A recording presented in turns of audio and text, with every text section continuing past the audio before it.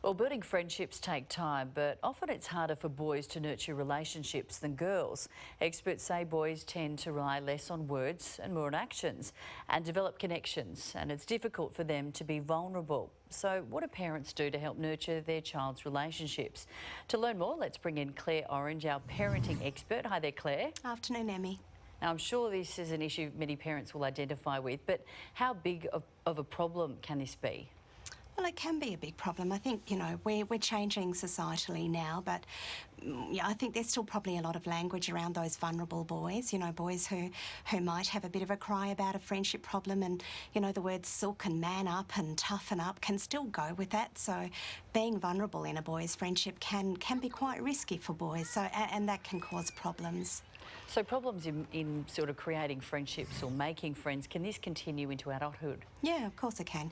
Our first 5 years are all about learning about our relationships. So, if we've got boys who can't express their emotions and feel like they're being honoured, then they can often go into adulthood. And I think our statistics about our men aged 40 to 45 are pretty dire.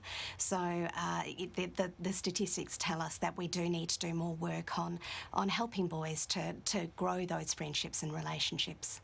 So what signs should parents be looking out for? Well, I think in little boys, you're going to get different signs to in our big boys. So little boys, if they're having problems with friendships, they might come home. Anger is often an emotion that's the default, even around anxiety. So there might be angry outbursts, tantrums, tempers at home that are not what children normally do. Children might withdraw, and for our big boys, you might find that they do socially withdraw and withdraw from the family. Generally, appetite's not a thing with teenage boys. They keep it anyway. But sleep and not wanting to go to school are also factors that you'd be looking for. So what are some of the things that parents can do to help? There's lots of things. Our boys need strong male role models, and I know that's not available in every family where there's a boy child growing up, but we've got lots of things in communities.